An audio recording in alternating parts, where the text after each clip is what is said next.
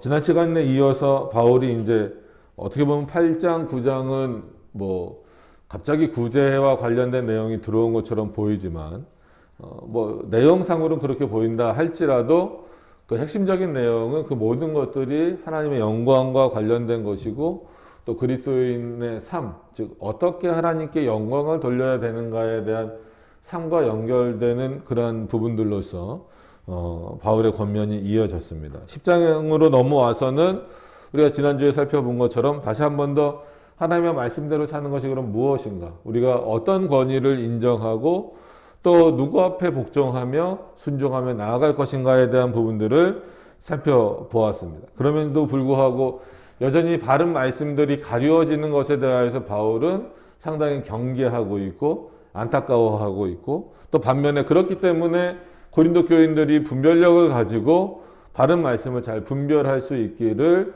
늘 외치고 있었던 그런 모습이 있었습니다. 그래서 우리가 이 땅에 사는 동안에 육신의 모습을 벗을 수는 없어요. 육신의 모습을 벗는다는 건 곧 죽음을 의미하는 거니까. 그럼에도 불구하고 우리는 이 육신의 몸에 단순히 갇혀 있다라는 사고로만 우리가 생각할 것은 아니고 이 육신의 한계를 분명히 가지고 있지만 우리는 실제로는 육적인 싸움이 아니라 영적인 싸움을 하는 자들이다라고 하는 것을 늘 바울이 강조하고 있습니다. 그래서 우리의 진정한 무기는 하나님을 경외하는 것, 하나님의 말씀으로 나오는 것이 우리의 진정한 병기다라는 그런 표현으로서 지난주에 우리가 함께 나눴습니다. 그 말씀으로 이어지는 내용으로 7절부터 오늘 보시면 자, 그렇게 하나님의 말씀, 하나님의 능력을 인정하는 그 병기만을 갖고 있는 사람들은 최소한 어떤 모습을 경계해야 되고 또 어떤 모습을 갖추어야 되는가를 7절에서 보여주고 있습니다. 비슷한 표현들이 많이 있어요. 그러니까는 뭐냐면 너희는 외모만 보는도다. 그래서 성경에서도 여러 차례 사도들도 그렇고 예수님도 그렇고 외모만 보는 것에 대하여서 상당히 경계하는 모습을 보였습니다. 왜냐하면 보여지는 모습을 전혀 무시할 수는 없습니다. 그러나 그 보여지는 모습에 빠져들어가기 시작하면 그것 또한 인간의 한계, 그 뒤에서 역사하시는 하나님, 그리고 하나님이 누구를 들어서 역사하시는가에 대한 확고함에 대한 그 부분들이 상당히 혼란을 가져올 수밖에 없기 때문에 외모로 평가하지 말라는 거예요. 그러면은 이 외모로 평가하지 말라라고 하는 것은 어느 정도 그러니까 이 사회로 볼 때에도 어느 정도 그 사회가 성숙했을 때에는 다 하는 표현이에요. 그래서 뭐 우리나라도 이제 장애인이라고 안 부르잖아요. 예를 들면 장애우라고 불러주고, 그러니까는 뭐 예전에는 뭐 좀 속어를 써가면서 뭐 이렇게 부르던 것도 그렇습니다. 그리고 이제 혼혈 같은 경우도 뭐 예전에는 좀 안 좋은 표현을 많이 썼잖아요. 근데 이제는 뭐 다문화, 뭐 혼혈, 뭐 이런 표현들로 이제 좀 좋게 해줍니다. 그러니까 그런 것들이 이 사회적인 도덕적 수준에서도 그 수준이 어느 정도 올라가면 이제 서로 그렇게 존중해주자. 인권의 문제 뭐 이런 차원으로서. 그럼 하나님이 말씀하시는 외모를 보지 말라는 그 정도 수준인가 했을 때는 그렇지는 않다라는 거예요. 그러니까 그거를 무시하는 것은 절대 아닙니다. 그걸 당연히 무시하면 안 되죠. 그래서 그리스도인들이 어떤 면에서는 뭐 지금 이제 뭐 제정하려고 하는 차별금지법과는 전혀 다른 거죠. 그런 차별이 아니고 일반적으로 정말 하나님 앞에서 차별 없이 누구든 대하고 받아주고 환영하고 또 격려하는 이런 모습들은 그리스도인들이 먼저 보여야 되는 게 사실이에요. 세상 사람들에 비해서 더 훨씬 먼저 보여야 되는데 솔직히 그런 모습들이 좀 없어서 안타깝긴 하죠. 그럼에도 불구하고 성경에서 말하는 그런 외모를 보지 말라라고 했을 때의 그 의미는 뭘까? 여러분들이 깊이 생각해 보시면 오늘 본문을 좀 해석하는 데 있어서는 좀 그렇게 한번 생각을 해 보셨으면 좋겠어요. 눈앞에 보이는 것. 그래서 지난 시간과 이어서 바울이 어떻게 비춰졌을까? 그러니까 바울 스스로도 어떤 면에서는 뭐라 그럴까요? 지금 내 모습은 좀 이렇게 초라해졌구나. 다 아시는 것처럼 바울은 생김새가 어떠하다를 떠나서 화려한 인물이었어요. 여러 가지 경력도 화려하고 또 권세도 세상의 권세도 있었기 때문에 당연히 옷차림도 어느 정도 화려했었을 거다라는 얘기예요. 그러나 그가 예수 그리스도를 전하고 난 이후부터는 당연히 생활도 어느 정도는 빈궁에 빠져들어갈 수밖에 없고, 또 여러 곳을 전도 여행하다 보니까 그의 외모는 그렇게 한마디로 볼품이 없었다라고 하는 거죠. 그래서 단순한 외모 비하가 아니라 뭐 바울이 뭐 못생겼다, 키가 작다, 뭐 결혼을 안 했다, 이런 외형적인, 진짜 말 그대로 외형적인 비하가 아니라 그 모습에서 눈에 딱 보이는 거죠. 그 모습에서 무슨 어떤 선한 것이 나올 수 있겠느냐, 무슨 권위 있는 것이 나올 수 있겠느냐, 이런 부분들에 대해서 조심하라는 거예요. 그러니까 지금도 마찬가지입니다. 우리가 판단할 때, 저 사람을, 어떤 사람을 판단할 때는 마치, 저 사람이 공부를 어느 정도 했는가? 아니면 뭐 직장을 어느 정도 다니는가? 아니면 사회에서 인지도가 어느 정도 되는가? 이런 것들이 심지어는 교회 안에서도 권위로 작용하는 경우가 훨씬 많다라고 하는 거예요. 그러니까 사람들이 그것만 바라보게 되는 거예요. 그래서 늘 말씀드리지만, 저도 김병선 목사입니다, 이렇게 말할 때에 상대방이 대해주는 것하고 박사과정까지 했습니다 라고 말했을 때는 그게 달라져요, 사람들이. 그러니까 이게 인간의 어느 정도 본성이겠죠. 바울은 그거를 경계하는 거예요. 한편으로는 바울을 추종하는 사람들은 마치 신처럼 여기려고 하고, 그래서 바울은 늘 말하잖아요. 난 신이 아니다. 오직 신은 그리스도만 그리고 하나님만이 신이시다라는 거예요. 또 한편으로는 바울의 한마디로 몰골이나 그때 상황이나 형편이 누가 보더라도 이 당시에 그 거짓 선지자들처럼 화려해 보이지 않거든요. 그러니까 그 말의 권위를 굉장히 격화시키는 그런 내용들이에요. 그래서 고린도 교인들도 어떤 모습을 취하려고 하냐면, 늘 생각하시다시피 무역을 하고 뭐 그러다 보니까 자기를 늘 이렇게 자기 이상으로, 자기가 가지고 있는 능력, 그래서 오늘 13절에서 끊은 이유도 하나님의 우리에게 주신 분량에 만족하는 것이 합당한 거라는 거예요. 근데 어느 순간부터 사람들은 분명히 하나님이 주신 분량이 사람마다 다른데 자기가 그거보다 더 많이 있는 것처럼 생각을 해요. 그래서 그거를 오늘 말씀의 시작인 7절로 연결시켜 보면, 그래, 너희가 나를 그렇게 비난하는데 너희는 정말 어떠느냐? 너희는 외모로만 판단한다라는 것이 머릿속에 박혀져 있기 때문에 너희가 가진 것 이상으로 너희를 포장하고자 하는, 뭐 그게 허세일 수도 있고 아니면 가면일 수도 있다라는 거예요.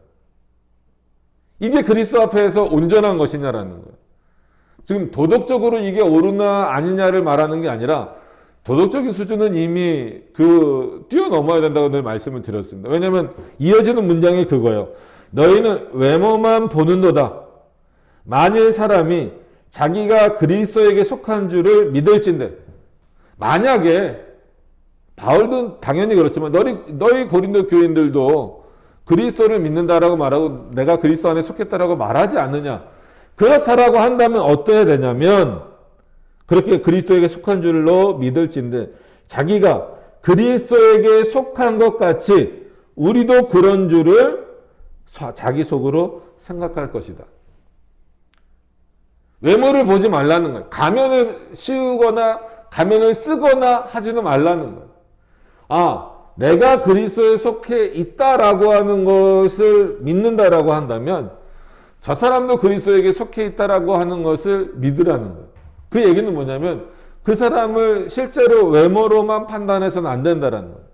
눈에 보이는 것, 여기서 이제 칼빈의 사역이겠죠. 개인적으로 이 본문을 칼빈이 해석하면서 여기서 외모로 취하지 말라라고 하는 것은 눈에 보이는 것으로 판단하지 말라는 근거라는 거예요. 근데 사람은 언제든지 그 한계에 빠져 있는 경우가 많아요.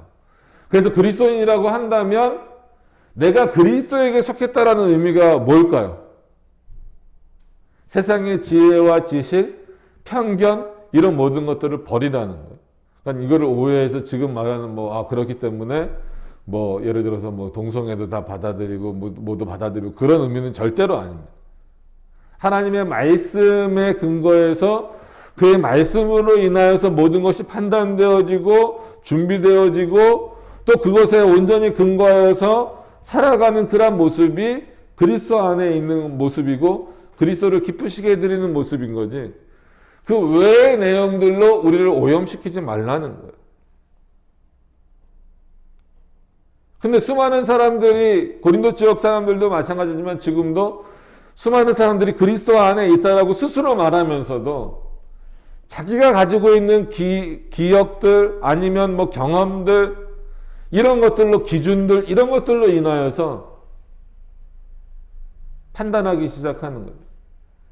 그럼 그 결과는 하나님이 원하시는 것과는 전혀 다른 방향으로 나올 수밖에 없다라고 하는 것을 바울은 다시 한 번 더 강조하고 있는 겁니다. 자, 8절로 넘어가서 보시면 왜 그렇게 생각해야 되냐면 주님께서, 즉 주께서 주신 권세는 너희를 파하려고 하신 것이 아니다. 그러니까 사람들이 오해하는 거예요.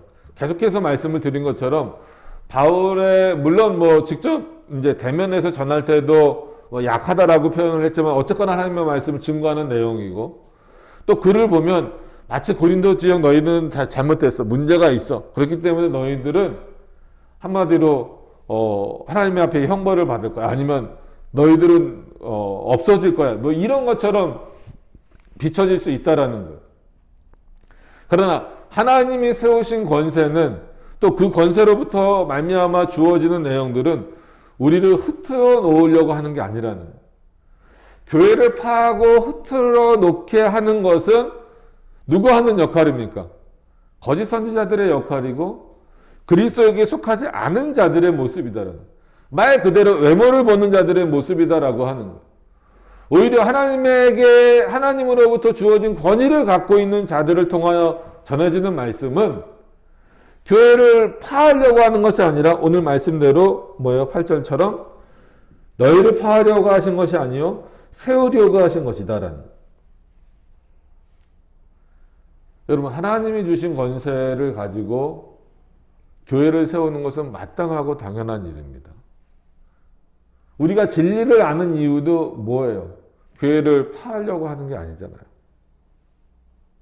특히나 개혁신학을 하고 있는 분들은 이런 차원에서 조심하셔야 돼요. 저도 학교에서 배울 때 교수님들을 통해서 맨 처음엔 참 이 개혁신학이 오해하지 마세요. 이 표현에 막 불같이 막 들어오다 보니까 마음이 막 뜨거워져요. 그래서 이거를 어떻게든지 기존 교회에서 하는 이 잘못된 부분들을 막 뒤바꿔야 되겠다 해서 막 사역하는 데 가서 막 교회랑도 부딪히고 그 교회 담임 목사님하고도 부딪히고 이런 일들이 저뿐만이 아니라 많은 경우가 있었어요. 그랬을 때 늘 이제 교수님들이 하시는 말씀은 오히려 참고 잘 견디라는 거예요. 교회를 파하는 자들이 아니라 오히려 그 바른 진리의 내용이 지금 당장 눈앞에 실현되지 않는다 할지라도 그 교회를 세우고자 하는 거예요. 왜? 그 교회를 세우신 것은 우리가 그러니까 외모로 보는 거에 거기도 들어가는 거예요. 자, 판단해 볼까? 여기는 예를 들어서 뭐 시편 찬송도 안 불러? 아, 그럼 개혁교회 아니야. 아, 여기는 뭐 이거 안 해? 성탄절 지켜? 부활절 지켜? 아, 그럼 이것도 개혁교회 아니야. 물론 진리의 측면에서 우리가 확실한 내용을 배우는 부분에 있어서는 그런 판단이 필요할 수도 있어요.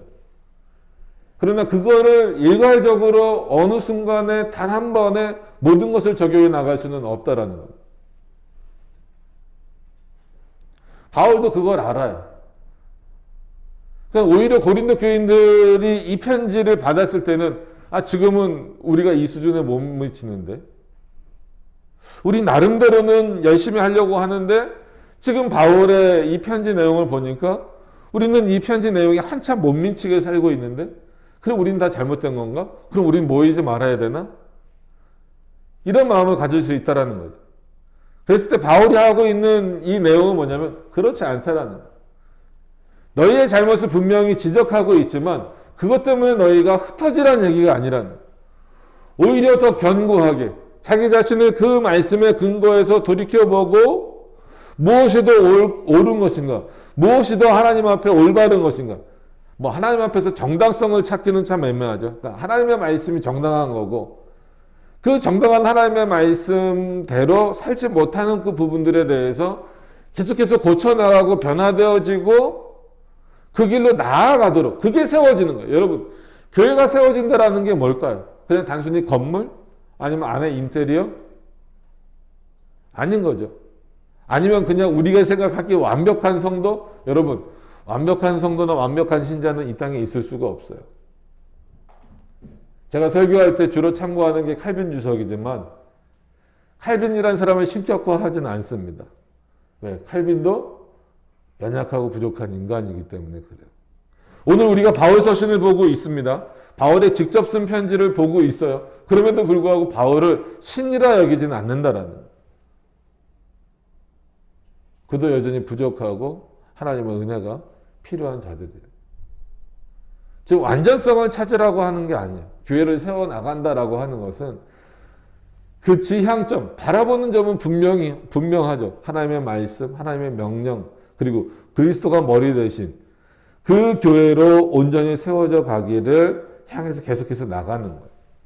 계속해서 나가는 것이지, 그게 세워져 가는 것이지, 그냥 마치 우리가 생각하는 대로 이렇게만 해야 된다라는 그 틀을 제시하는 것은 아니다라는 거예요. 그래서 첫 번째로 여기서 말하는 주께서 주신 권세는 바울 스스로를 말하고 있는 것과 똑같아요. 그래서 일단은 범위를 좀 좁히면 말씀 사역자들, 이 당시로는 뭐 사도 아니면 교회 지도자들로 대표될 수 있습니다. 지금으로 말하면 목회자들로 대표될 수 있습니다. 그럼 하나님께서 목회자들에게 이런 권세를 주신 이유는 뭘까요? 그 목회자가 전하는 말씀을 통하여서 교회가 파해지면 안 됩니다. 교회가 올바르게 세워져 갈 수 있어야 된다는 거예요. 그런 책임을 하나님이 분명히 주셨어요. 그럼 넓은 의미로 봤을 때에 주께서 주시는 권세는 그럼 목회자들에게만 있는 것이냐라고 했을 땐 그렇지 않죠. 우리 모두에게 주어진 것이다라는 거죠. 그러면 그 권세는 교회를 세우는 권세예요. 그럼 교회를 세우는 권세가 뭘까라고 하는 것을 한번 깊이 생각해 보시길 바랍니다. 단순히 비판만 늘어놓는 것이 아니라 그 안에는 그리스도의 사랑과 그리스도의 은혜의 풍성함과 오래 참으심과 온유하심과 그러면서도 분명히 그 진리에 대한 확고함이 있는 그런 차원이기 때문에 오늘 7절에 있는 것처럼 너희도 나도 누구 안에 속했다? 그리스도 안에 속했다라는 거예요.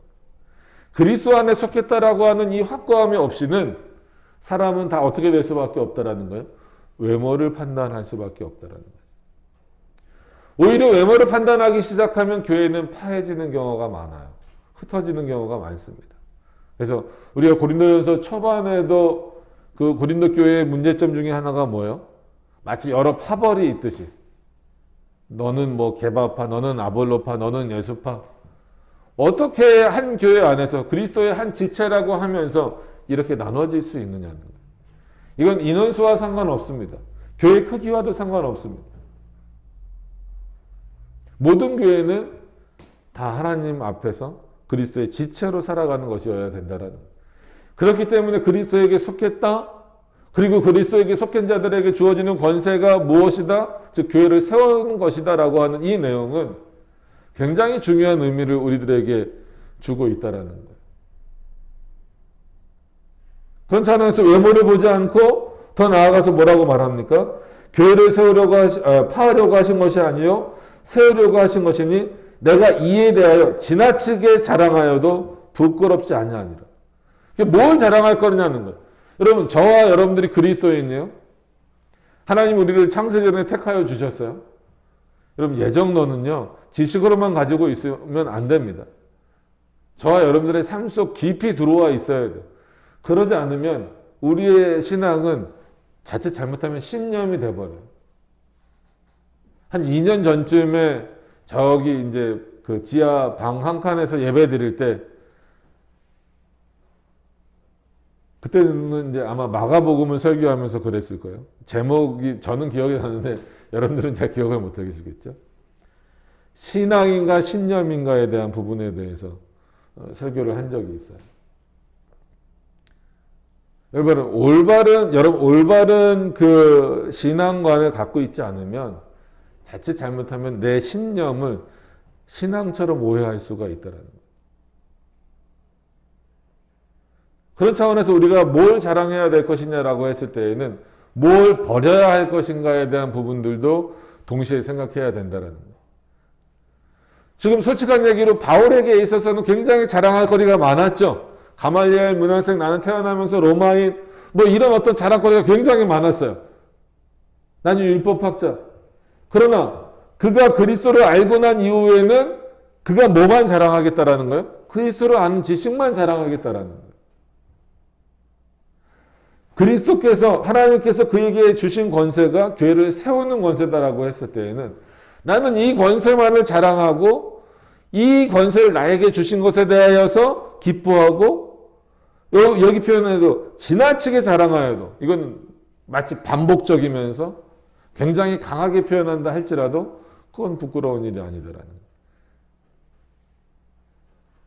하나님이 저와 여러분들에게 주신 권세는 뭐라고요? 교회를 세우는 일이라고.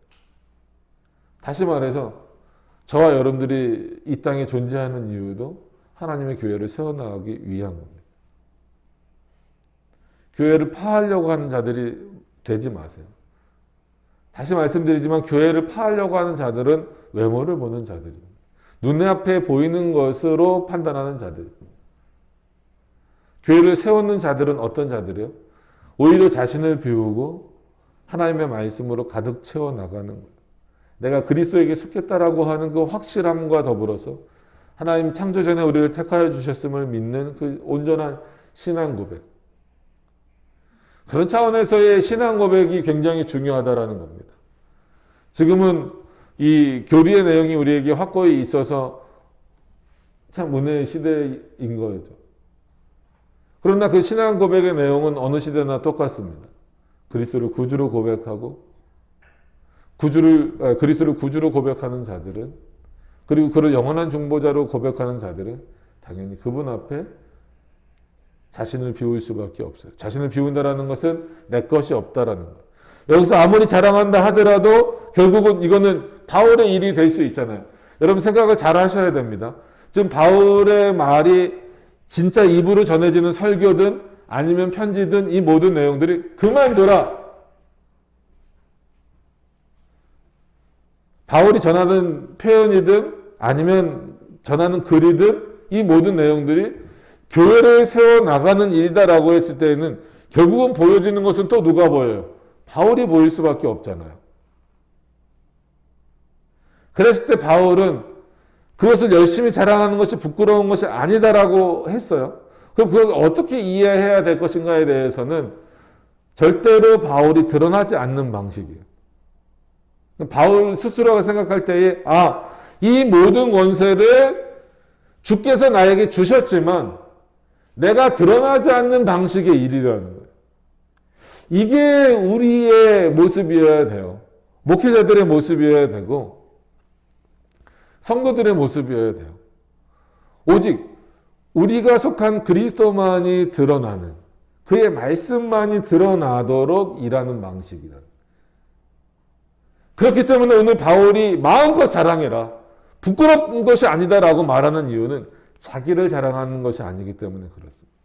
근데 사람은 어때요? 자기를 자랑하려고 하잖아요. 그러면 안 된다는 거예요. 오늘 우리가 그 사도행전 읽었잖아요. 베드로가 그 성전 미문에 앉아있는 안진뱅이를 일으켰을 때 얼마나 사람들이 놀라웠습니까? 까무러칠 일이죠. 근데 그 일을 누가 했어요? 베드로가 했잖아요. 그거 부정할 수 있습니까? 부정할 수 없어요. 근데 베드로도 그렇고 참된 그리스도인이라면 그건 누가 하신 일이라고 말하는 거예요. 그리스도가 하신 일이라고 말하는 거예요. 그래서 사람들이 막 솔로몬 회당에 모인다. 솔로몬 그때 당시로 보면 솔로몬 회당은 굉장히 커요. 그래서 뭐 이렇게 옛날 뭐 사진이나 그거 보시면은 지붕만 이렇게 있고 밑에 바닥 있고 큰 기둥들 있고 다 빵 뚫린 데 있죠. 그래서 큰 데는 몇백 명에서 몇천 명까지도 모일 수 있는 거예요. 물론 작은 데는 또 작지만. 그렇게 큰 데로 모여서 마치 신으로 추대하려는 듯한 그런 모습을 보일 때에 왜 나를 그렇게 하느냐는 거죠. 이 일을 행하시는 이는 누구다라는 거예요? 그리스도시는. 너희가 버렸던 그리스도다라는 거예요. 베드로가 분명히 말하잖아요. 그냥 그리스도야 정도가 아니라 너희를 위하여 오셨지만 너희가 죽여달라고 요청했었고 심지어 빌라도는 놓아주려고 했는데도 불구하고 다시 죽여달라고 요청했었던 그 그리스도가, 그러나 그 모든 것이 누구 뜻이다라는 거예요?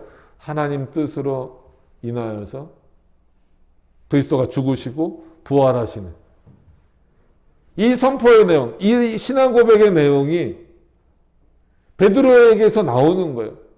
분명히 눈으로 볼 때, 외모로만 볼 때 그거는 베드로의 일이에요. 그죠? 베드로가 일으킨 거예요. 근데 정작 그 일을 한 베드로는 누구를 지금 자랑하고 있는 거예요? 그 일을 자랑하고 있는 거예요? 근데 자기가 했다라고 자랑하는 게 아니에요. 누가 했다라고 자랑하는 거예요? 그리스도가 하셨다라고 자랑하는 거예요. 그리고 세상을 향하여서 그 자랑은 그리스도가 누구신지 분명하게 선포하는 거예요. 단순히 그리스도가 하셨습니다라고 베드로가 거기서 끝내지 않잖아요. 아주 명확하게 말하잖아요. 그분이 어떤 분이고 이 땅에서 어떻게 사셨고 또 너희가 그들을 어떻게 대했었고, 근데 그 모든 것이 누구의 손에 있었다? 하나님의 작정하신 가운데 있었고 하나님의 계획하신 가운데 있었다라고 하는 거예요. 이게 자랑이에요. 바울도 마찬가지입니다. 그럼 바울이 1, 2, 3차 전도 여행을 하면서 얼마나 힘들었겠어요. 또 거기서 수많은 일들이 있었습니다. 그 일 자체를 부정하지 않아요. 그래서 혹자는 이 당시에도 그렇고 많은 사람들이 그건 바울의 일이라고 말해요.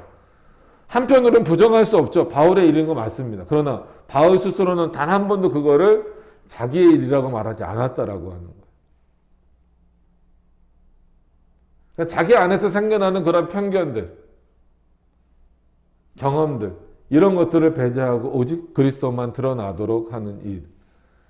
여러분, 이게 결코 쉽지 않아요. 왜냐하면 사람은, 죄송합니다. 나중에 우리가 언제 욥기를 보면 조금 더 자세히 말씀드리겠지만, 뭔가를 주면 받으려고 하는 습관이 있고, 또 뭔가를 이렇게 하면 자기 스스로가 그것이 좀 드러나려고 하는 마음도 있어요. 그런 것을 완전히 버려버린다는 게 결코 쉬운 문제는 아닙니다. 인간관계에서도 그런 모습들이 있어요. 그러니까 예를 들어서 누가 어려움에 처했는데 누구를 도와줬어요. 정말 순수한 마음으로 도와줬는데,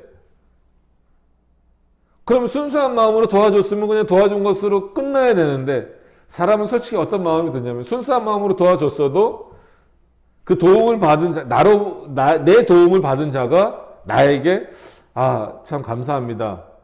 내가 이렇게 어렵고 힘들 때 도와주셔서 감사합니다. 이 말 한마디가 듣느냐 안 듣느냐에 따라서 서운한다, 아니면 괜찮다, 이런 표현을 하는 거예요. 이게 인간의 마음이라는 거예요. 진짜 어떤 면에서 그 사람이 도움을 요청하지 않았음에도 불구하고, 예를 들면 쉽게 예를 들어서 교통사고가 어디서 난 걸 봤어요? 그러면 많은 사람들은 그냥 지나쳐요. 아니면 그냥 119 신고해 주는 것도 큰일이죠. 근데 자기가 혹시 더 2차 사고로 위험에 빠질지도 모르는데 자기 차 옆에 세우고 빨리 119나 구급대원들이 오기 전에, 경찰들이 오기 전에 먼저 그 안에 부상자들을 꺼낸다든지 도와준다든지, 아니면 이제 차들을 피해가게 해준다든지, 이건 자발적이잖아요. 이 사람이 지금 요청할 수도 없는 일이잖아요. 근데 나중에 그렇게 도와줬는데도 고맙다는 말 한마디 없이 가버리면 사람은 섭섭해진다라는 거예요. 왜? 그건 내 의니까, 내 공로니까 그걸 좀 인정받고 싶어 하는 거예요. 이건 모두가 다 적입니다. 그 사람들이 잘못됐다라는 게 아니에요. 서운함을 느끼는 게 잘못됐다라는 게 아니에요. 근데 이게 하나님 앞에 올라갔을 때는 잘못입니다. 하나님 앞에서는 그럴 수 없어요. 하나님 섭섭합니다라는 표현을 우리는 쓸 수가 있을까요? 없을까요? 없어요. 뭐 때문에 하나님 앞에 섭섭합니까? 지금 벌어지는 상황들이 때로는 좋지 않고 그 환경이 좋지 않더라도 그 하나님을 의지하고 하나님을 바라보고 그리스도 속에 살아간다라고 하는 사람들은 섭섭하거나 원망의 감정이 들어서는 안 되는 거예요. 그때마다 드는 게 꼭 그거죠. 하나님, 그래도 저는 이 정도 했는데 왜 지금 제 상황이 이렇습니까? 전형적으로 그렇게 나오는 거예요. 우리가 바울을 본받자라고 많이 표현하는 이유는 바울은 그럼에도 불구하고, 그래서 뭐 성경에 그 표현이 뭐 나오기도 하지만 개인적으로 저는 바울은 그럼에도 불구하고라는 이 사고를 많이 갖고 있구나라는 생각을 많이 가졌어요. 그러니까 내가 정말 그리스도를 위해서 모든 것을 헌신했다.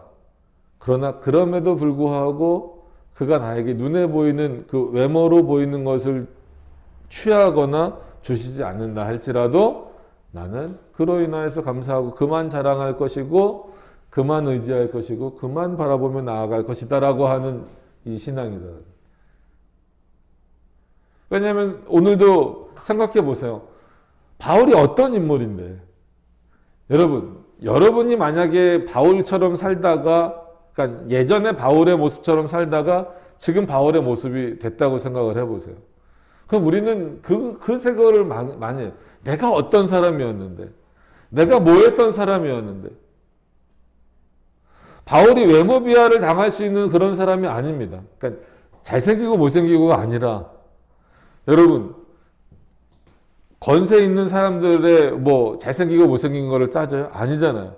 대통령이 잘생겨야 돼요? 뭐 축구선수나 운동선수가 잘해야 높여주는 겁니까? 그렇지 않잖아요. 근데 우리는 늘 거기에 빠져 있는 경우가 많아요. 내가 예전에 이랬던 사람인데. 그러니까 바울도 얼마든지 그런 근거는 많잖아요. 지금 자신을 비난하고 있는 자들을 향하여서 솔직한 얘기로 바울을 비난하고 있는 그런 그 악한 선지자들이나 거짓 선지자들이나 아니면 사람들 중에서 바울보다 뛰어난 지식을 갖고 있는 사람이 과연 있을까요? 없다라고 봐요, 저는. 개인적으로. 그러니까 바울은, 야, 내가 지금은 이러고 다녀서 그렇지, 내가 니네보다 더 많이 공부했어. 야, 내가 니네보다 아는 사람들 훨씬 많아. 지금이라도 내가 이거, 이 일 안 하고, 누구누구 찾아가면 너네 하나 없애는 거는 쉬운 일이야. 라고 말할 수 있다라는 거예요. 그때부터는 자기 자랑이에요. 자기 변명이고. 외모로 취하는 자의 모습인 거예요. 그리스도의 향기를 풍겨나가는 사람은 세상으로 하여금 내가 그리스도임을 알게 하는 것이지 내가 세상에서 어떤 존재임을 알게 하는 게 아니다라고 하는 거예요.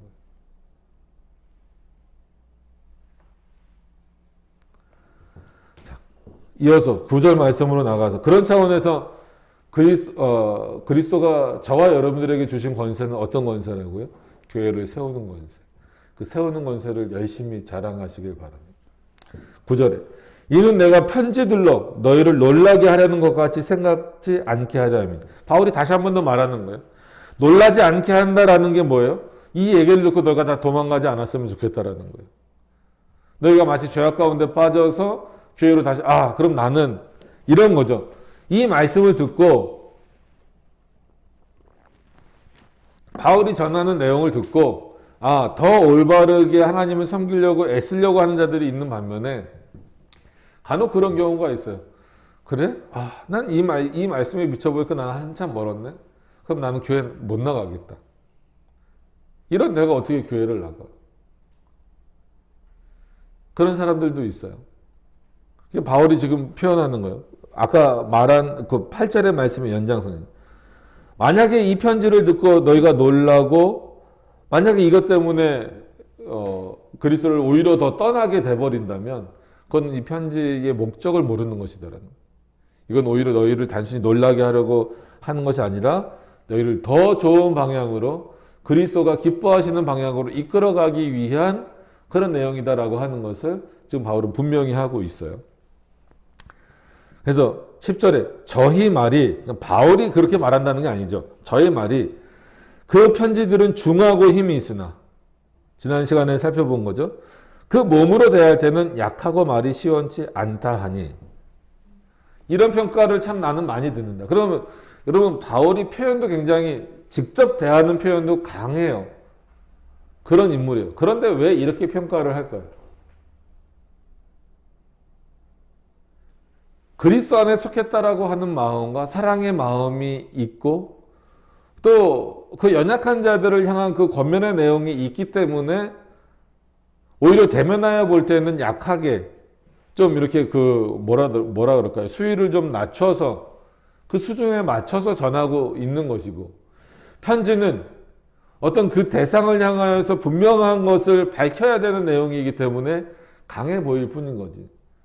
바울이 말은 약하게 하고 편지는 강하게 쓰는 인물이 아니다라는, 그렇게 오해하시면 안 됩니다. 그렇게 지금 자기를 오해하지 말라고 바울이 지금 표현하고 있는 거예요.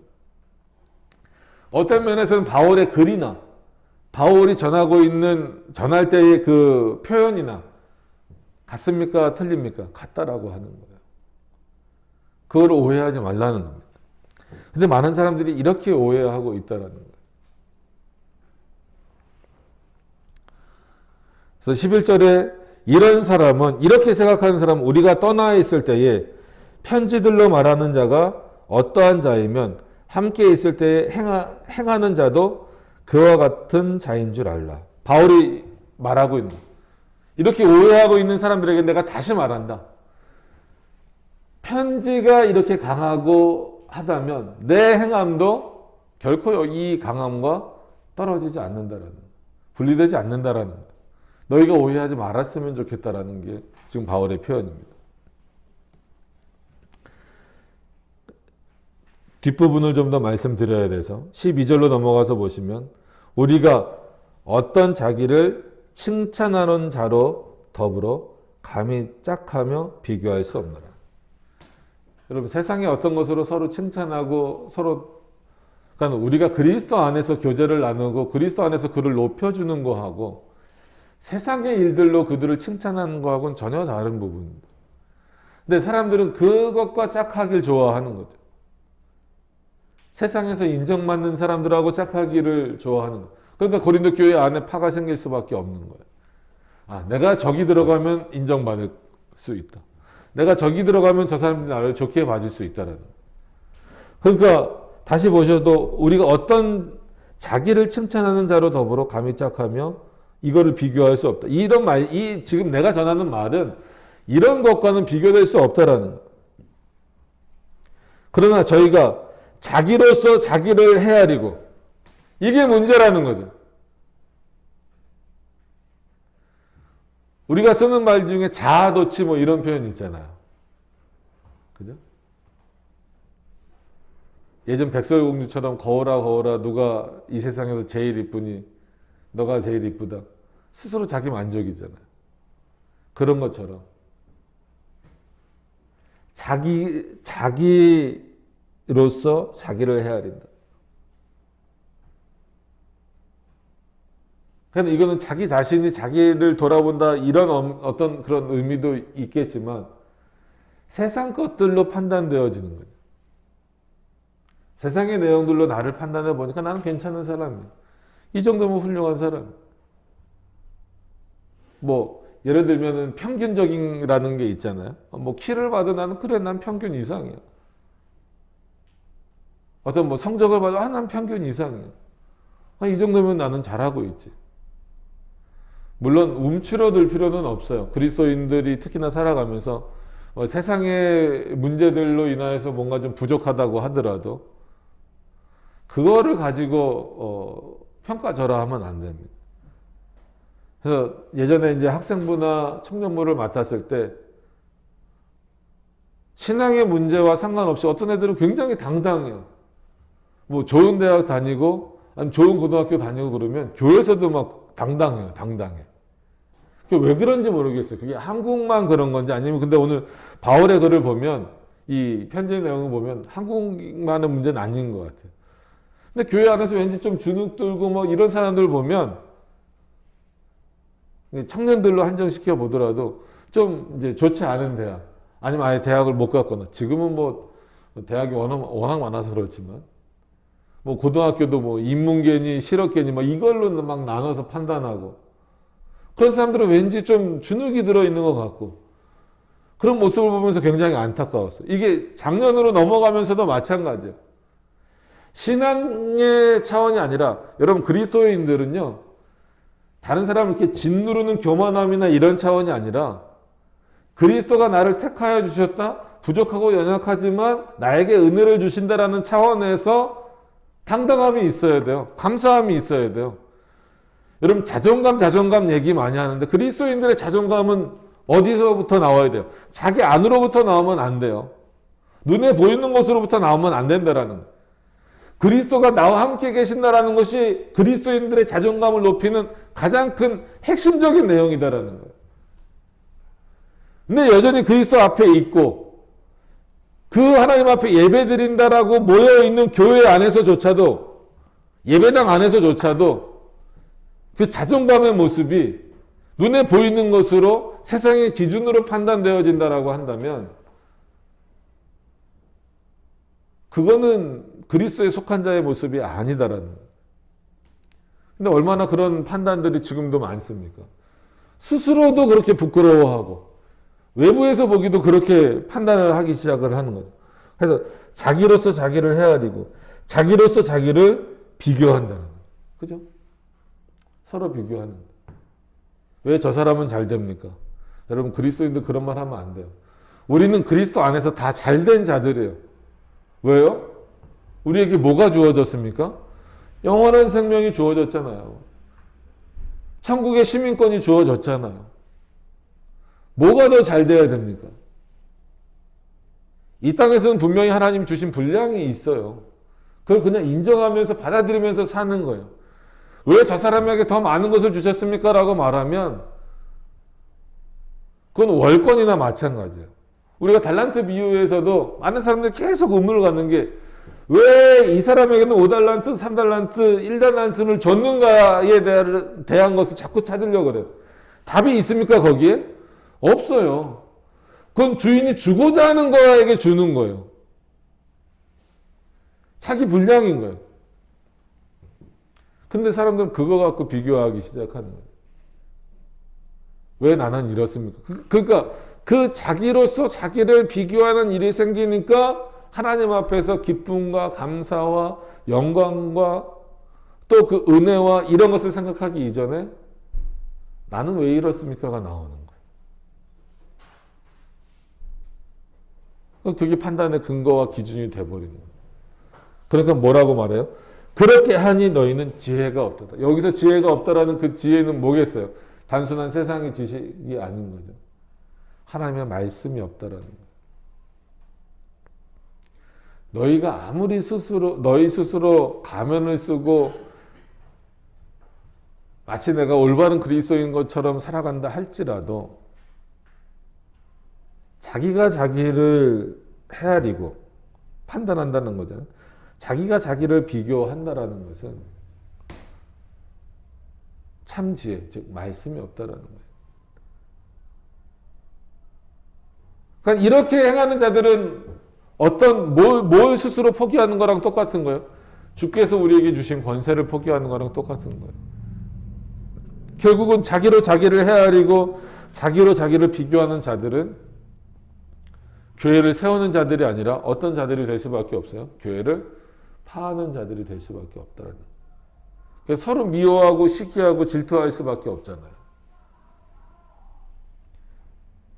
비교할 수밖에 없습니다. 여기서도 비교할 수밖에 없어요. 인원이 많고 적음이 문제가 아니라고 했잖아요. 사람은 둘만 모여도 비교하고, 아니면 혼자 있어도 창문 열어놓고 비교하고, 그런, 이게 인간의 모습이잖아요. 13절에 넘어가서 보시면 오늘 본문으로서 마지막입니다. 그러나 우리는 분량밖에 자랑을 하지 않고, 바울이 분명히 말하고 있어요.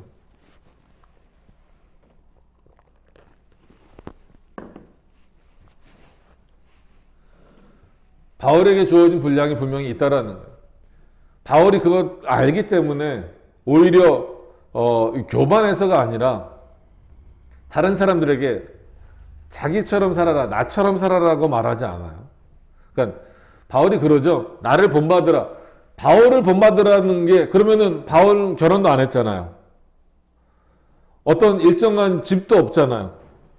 여기저기 다녀야 되니. 그럼 모든 그리스도인은 그렇게 살라는 겁니까? 아니잖아요.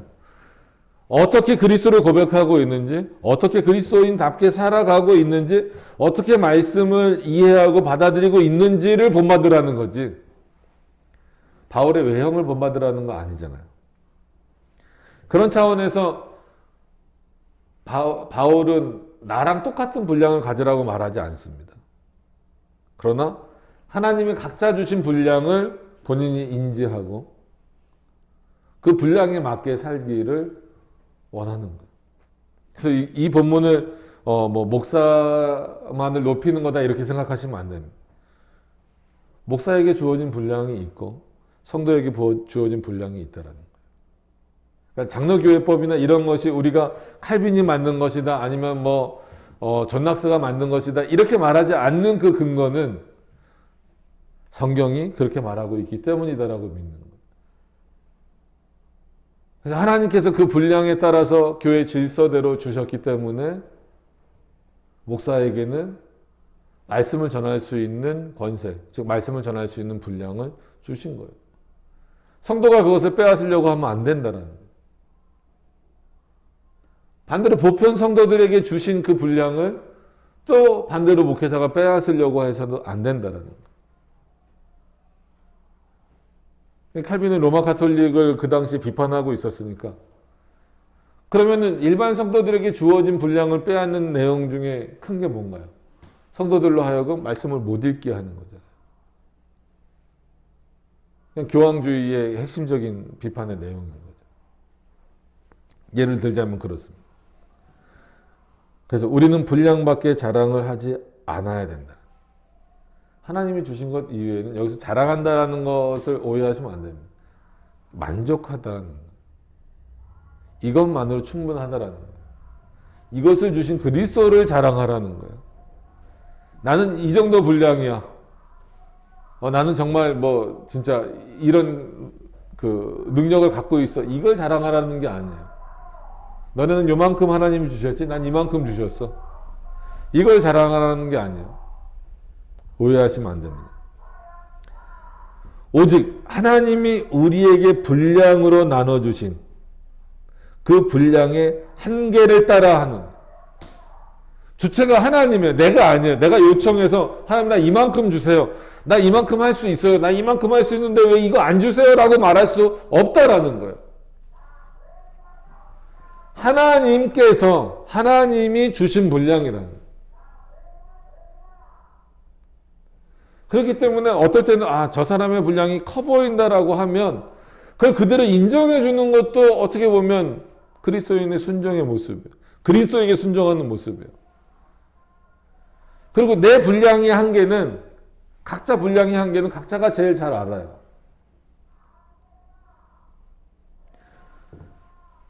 그 분량의 한계를 따라 하라는 거예요.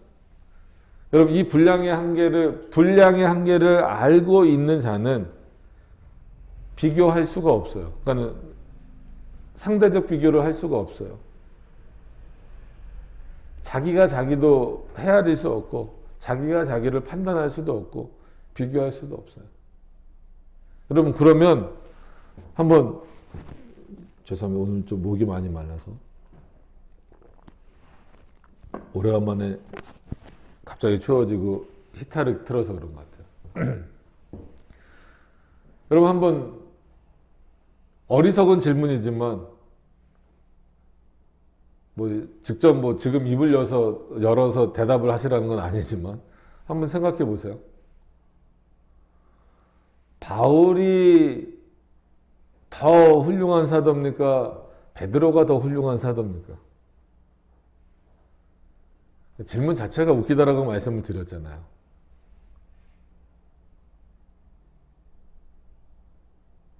어떻게 답하실 거예요, 만약에 그렇게 물어본다면? 질문이 참 말도 안 되는 질문이긴 하지만, 왜 이런 질문을 던지냐면, 실제로 역사 가운데 바울이 더 훌륭하다, 베드로가 더 훌륭하다. 참 어리석은 일들이다. 바울은 바울대로 하나님이 주신 분량이 있는 거잖아요. 그러니까 베드로는 베드로대로 하나님이 주신 분량이 있는 거잖아요. 물론 같이 예수님이 이 땅에 계실 때 사도의 역할을 하지 않았지만, 그러면은 베드로가 수석 제자다 뭐 이렇게 불리니까 직접 비교하기는 좀 그러니까, 그럼 베드로가 더 훌륭한 사도입니까? 아니면 사도 요한, 그러니까 그 요한이 더 훌륭한 사도입니까? 분량이 다른 거예요. 근데 사람들은 왜 이런 질문을 드렸냐면, 사람들은 그러면 자기 머릿속으로 이제 생각한, 그게 자기가 자기를 판단하는 기준으로 이제 가는 거예요. 그래. 둘 다 하나님이 사용하셨어. 근데 그러니까 베드로와 바울을 비교하더라도, 바울이 좀 더 낫지 않을까? 왜냐면 베드로도 열심히 전하긴 했지만, 베드로는 어부야. 어부 출신이야. 근데 바울은 가말리엘 문화생 출신이야. 율법학자야. 이건 차원이 다르지. 이게 일반적인 결론이에요. 이게 뭡니까? 그 훌륭한 사도들인 베드로와 바울을 놓고도 외모로 판단하고 있는 거예요. 자기가 자기로서 판단하고 있는 거예요. 자기의 근거들, 자기 안에 축적되어 있는 그런 데이터로. 그러니까 우리가 쉽게 하는 표현이 뭐예요? 바울의 글은 어렵고 베드로의 글은 쉽다. 그래서 신학교에서도요, 특히나 헬라어 시험 보고 뭐하고 그럴 때 바울 서신이 본문으로 나오는 것보다 베드로 전후서 있잖아요. 베드로 서신이 그 본문으로 나오는 거를 더 좋아해요. 근데 결과는 둘 다 참담합니다. 그죠? 여러분, 베드로의 글이라고 쉽지 않아요. 그건 우리의 편견이에요. 우리의 편견. 그러니까 문장 구조나 뭐 이런 거에서는 차이가 날 수 있다고 하더라도 그렇지 않아요. 그럼 베드로가 훌륭합니까? 요한이 훌륭한? 사도 요한이. 사도 요한은 요한계시록도 쓰고 그랬으니까 더 훌륭한. 여러분, 우리는 인간의 이 잘못된 오류는 외모만 본다라고 하는 것은 그리스도의 사역자들까지도 이렇게, 사도들까지도 이런 식의 그 판단을 보일 때가 있다라는. 여러분, 베드로에게 주신 분량이 바울의 분량과 같지 않습니다. 누가 더 뛰어나다라는 것을 지금 우리가 확인할 수 없어요. 여러분, 바울이 성경을 더 많이 기록했다라고 해서 바울이 더 훌륭하다라고 함부로 말하면 안 됩니다. 바울에게 주신 분량과 베드로에게 주신 분량은 분명히 달라요. 그러나 누가 보더라도 베드로도 자신에게 주신 분량만큼 일하고 그것에 감사하며 그것을 자랑하는 자였고, 바울도 자기에게 주신 그 분량만큼의 일을 감당하며 즐거워하며 살아가는 자였다라는 거예요. 이게 하나님이 허락하신 삶에 대한 만족이에요.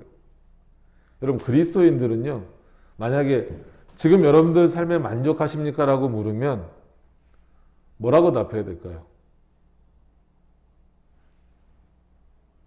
전 불만족합니다. 물론 그럴 수 있어요. 세상의 여러 가지 문제들로 인하여서.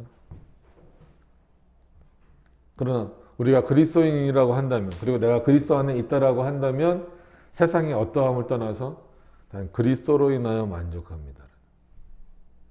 그게 하나님이 나에게 주신 분량까지 자랑하고 그 분량의 한계를 인식하고 그것을 따라서 살아가는 거예요.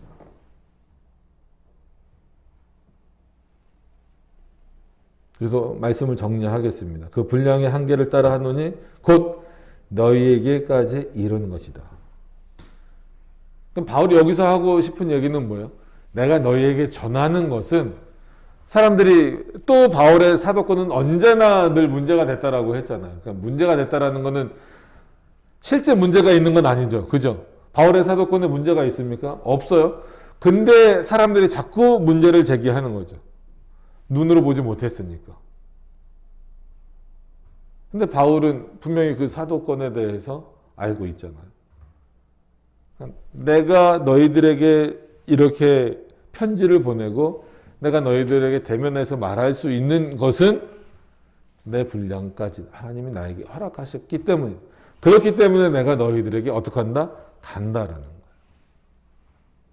바울의 교만함이나 바울을 외모로서 판단하지 말라는, 즉 더 나아가서 하나님의 말씀을 들고 가는 것에 대하여서 외모로 판단하지 말라는 그 명확한 근거와 경고와 권면이 있다라는 거예요. 바울이 들고 가는 그 말씀, 바울이 직접 들고 가지 않더라 할지라도 바울을 통해서 전해지는 그 말씀은 다시 한 번 더 어떤 말씀이라고요? 교회를 세우는 권세의 말씀이다라는 거예요. 그 권세는 목회자에게도 주어졌고 여러분들에게도 주어졌습니다. 그럼 교회를 세우는 자들이 되시길 바랍니다. 자랑, 단순한 어떤 인간적인 자랑이 아니라 그리스도를 자랑하는. 그래서 어떤 면에서 보면 나는 이제 그리스도를 아는 지식만 자랑할 것이다라고 하는 그 표현에 대한 답변보다도 내용일 수 있는. 그럼 그리스도를 아는 지식을 어떻게 자랑할 수 있을까? 이런 방식이다.